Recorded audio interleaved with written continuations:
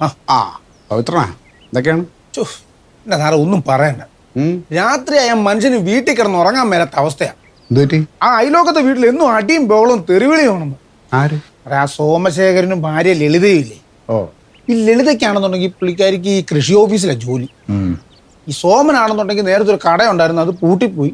ഇപ്പൊ പുള്ളിക്ക് പണിയൊന്നുമില്ല, വേറെ വരുമാന മാർഗവും ഇല്ല. ഈ ലളിത പറയുന്നുണ്ട്, നിങ്ങൾ ജോലിക്ക് പോയില്ലേലും കുഴപ്പമില്ല, നിങ്ങൾ വീട്ടിലെ ജോലി ചെയ്യും. ഈ പുള്ളി എമ്മ ചെയ്താൽ ചെയ്യത്തില്ല. ഈ ലളിത ജോലി കഴിഞ്ഞ് വീട്ടിൽ വന്നു കഴിയുമ്പോൾ തൊട്ട് പിന്നെ ബഹളമാണ്. ബഹളമെന്ന് മാത്രമല്ല, രാത്രി മുഴുവൻ അങ്ങ് തെറിവിളിയും.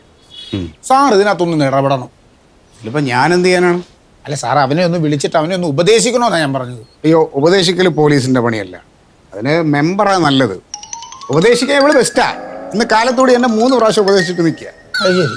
ഇതിലിപ്പോ ഉപദേശിക്കാൻ എന്തിരിക്കുന്നു? ഇതിലൊറ്റ പരിഹാരമേ ഉള്ളൂ, സോമശേഖരൻ വീട്ടു ജോലി ചെയ്യണം. പുള്ളി ചെയ്യത്തില്ലെന്ന് എന്ന് പറഞ്ഞാ എങ്ങനെയാ?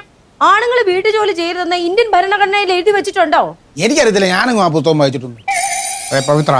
പവിത്രന്റെ വീട്ടിലെ ജോലിയൊക്കെ ചെയ്യുന്ന ആരാ? ഞാനോ? അല്ല, ഞാനും അമ്മയും മാത്രമല്ലേ ഉള്ളൂ. അമ്മച്ചിക്കാണ് സുഖവുമില്ല. വീട്ടിലെ ജോലിയൊക്കെ ഞാനും ചെയ്യും. അതിപ്പോ പവിത്രൻ കല്യാണം കഴിക്കാത്തതുണ്ട്. കല്യാണം കഴിച്ചു കഴിഞ്ഞാൽ പവിത്രൻ വീട്ടിൽ ജോലി ചെയ്യുവോ? കല്യാണത്തിന് മുമ്പ് ചെയ്യാമെങ്കിൽ പിന്നെ കല്യാണത്തിന് ശേഷം ചെയ്താലെന്താ? ഇത് കേട്ടാ തോന്നും കല്യാണം കഴിക്കുന്ന വീട്ടു ജോലി ചെയ്യിക്കാനാന്ന്. അതെ, ഈ കല്യാണത്തിന്റെ കൂടെ ഉള്ള ഒരു ഇടപാടാണ് ഈ വീട്ടു ജോലിയൊക്കെ. എന്നാ പിന്നെ ഒരു വേലക്കാരിയെ വെച്ചാ പോരെ? വേലക്കാരി വെച്ച് ശമ്പളം കൊടുക്കണ്ടേ? ആ, അപ്പൊ അതാണ് കാര്യം. ശമ്പളം കൊടുക്കാതെ വീട്ടു ജോലി ചെയ്യാൻ ഒരാള്. അങ്ങനെ ഉദ്ദേശിച്ചല്ല ഞാൻ പറഞ്ഞത്. സോമനും ലളിതയും തമ്മിലുള്ള വഴക്ക് തീർക്കാൻ വേണ്ടിയിട്ടാണ് ഞാൻ ഇങ്ങോട്ട് വന്നത്. ഇതിപ്പോ നിങ്ങൾ തമ്മിലുള്ള വഴക്ക് തീർക്കാൻ ഞാൻ സോമന്റെ അടുത്തോട്ട് പോകേണ്ട വരുമല്ലോ.